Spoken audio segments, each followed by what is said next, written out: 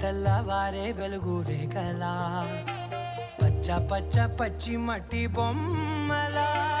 అల్లి బిల్లి వెన్న పాల నురగలా అచ్చ తెలుగు ఇంటి పూల కొమ్మలా దేవదేవుడే పంపగ